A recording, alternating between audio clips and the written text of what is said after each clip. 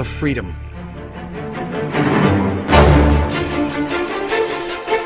I saw that I was bigger than what I do. I was bigger than my body.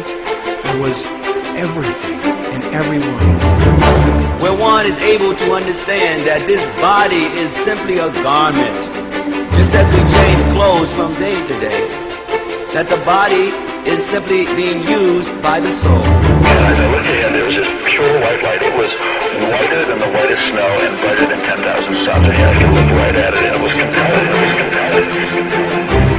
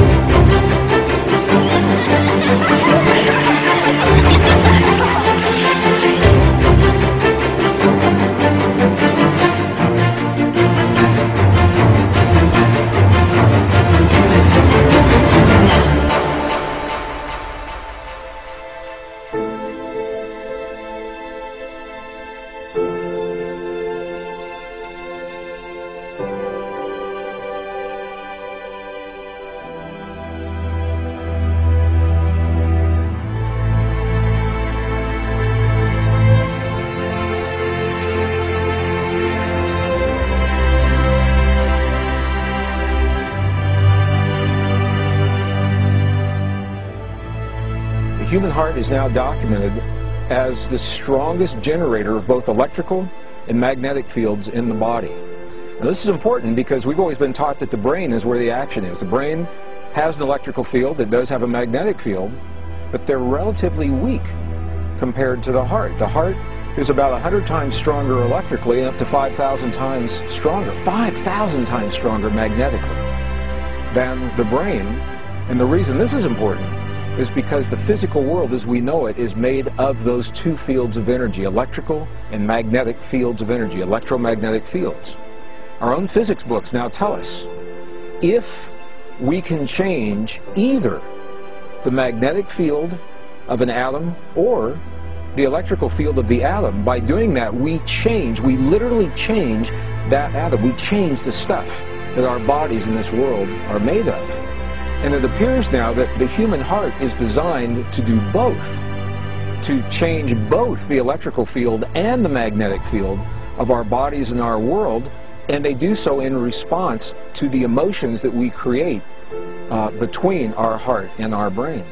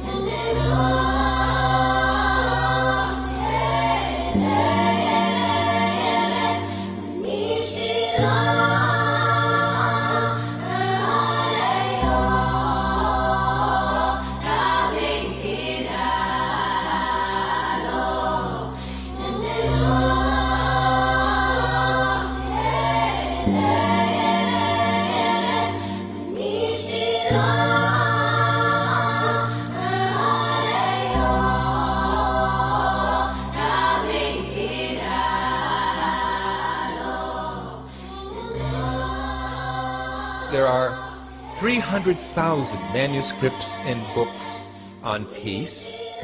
Each of these books and manuscripts have been read by an average 3 people, including the author and the publisher. Well, who wants to read another book, about peace? We want to create peace. There's an actual science of peace. Because the field of consciousness is the field of unity, field of bliss, field of peace. On a tangible, palpable, powerful, physical level, millions of times more powerful than the nuclear force, if we can just access it. But consciousness can access it. What we need are more peacemakers who develop their nervous systems to the point where they become lighthouses of peace, radiating peace. Peace. Peace. Peace.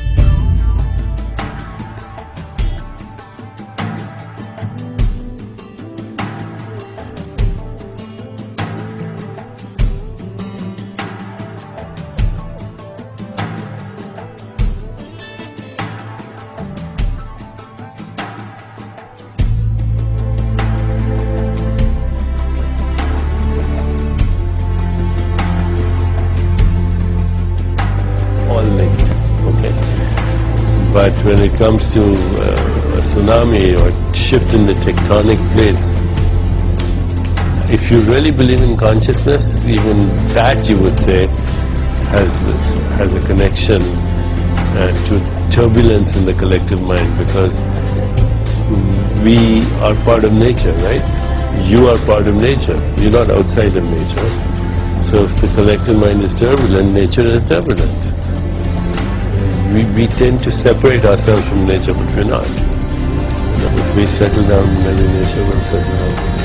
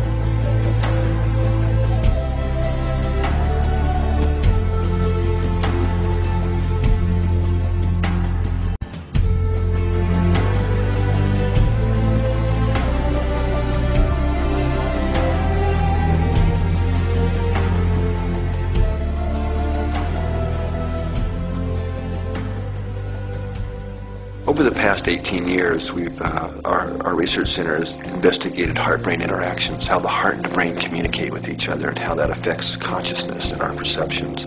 One of the things we identified in our research was the state we now call coherence. And what we found was that when we're feeling positive emotions, like we're really appreciating the sunset, or really feeling love or compassion or care for someone, that the heart beats out a very different message. The heart generates by far the largest rhythmic electromagnetic field produced in the body. And what we've now found is that if we look at the spectrum analysis of the magnetic field radiated by the heart, that emotional information is actually encoded and modulating into those fields. So by learning to shift our emotions, that's changing the information we're encoding into the magnetic fields radiated by the heart, and that can impact those around us. We are fundamentally and deeply interconnected with each other and the planet itself, and what we do individually really does count and matters.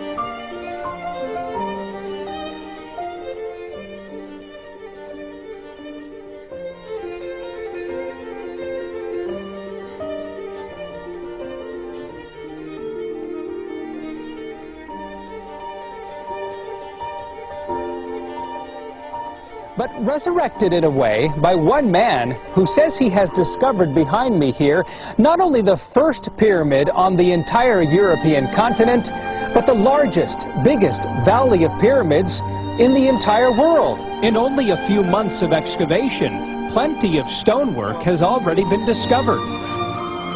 Samir used satellite, thermal, and topography analysis on tens of thousands of hills in his search for pyramids. Instead of thousands of hills, we found 9 of them. 5 of them being located in this valley. You have perfect geometry and you have cardinal points. Once I saw that a year and a half ago, I immediately knew that this is not a naturally made hill, but man-made.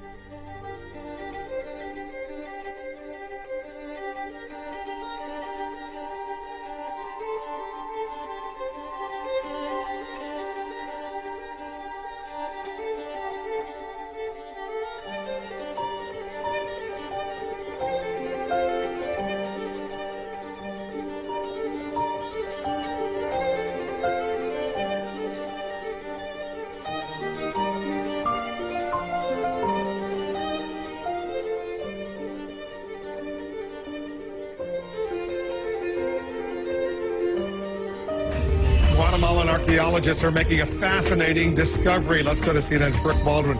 She traveled to Mirador and came back with an amazing story. Brooke, tell our viewers what's going on. Wolf, I think I'm officially an archaeology geek. Our CNN crew, we're the first TV camera actually in the world to shoot the face of what may be the world's largest pyramid by volume. This pyramid, it is covered by the canopy of the jungle. It is currently facing several threats. From the air, it looks like just jungle, but these forests in Guatemala hide an ancient secret. The city of Mirador, often referred to as the cradle of Mayan civilization, the size of a modern-day metropolis. This is no mountain. It's a pyramid, and according to the Mirador Basin Project, it may be the largest pyramid by volume in the world.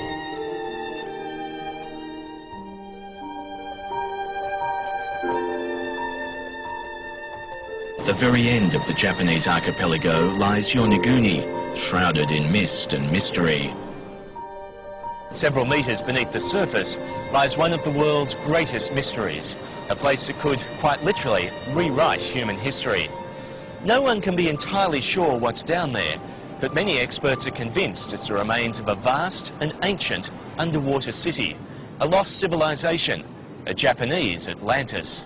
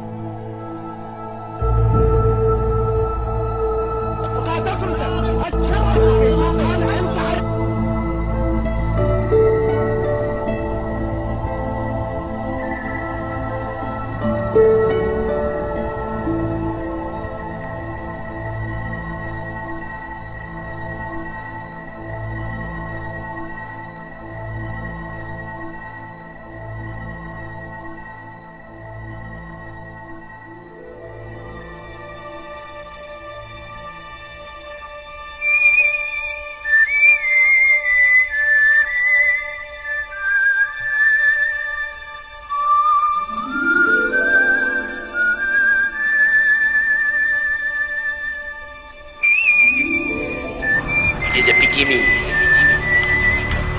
and we look for a glorious denouement when we will discover that we are actually members of one family. Help make our planet a more peaceful, healthy, and equitable place to live. The path of forgiveness instead of revenge. The path of reconciliation instead of retribution. I believe that in the earth, it is kindness and generous accommodation that are the catalyst for real change.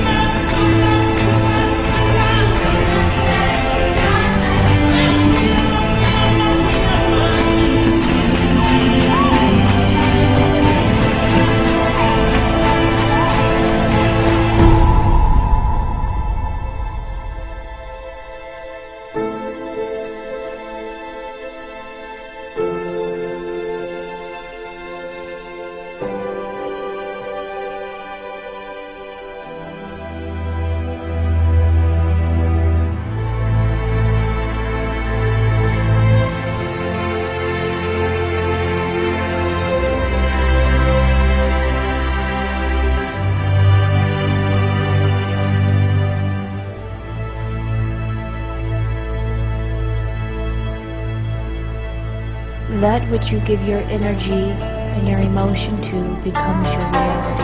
It is every human's gift. Whatever you give your emotion to becomes reality for you.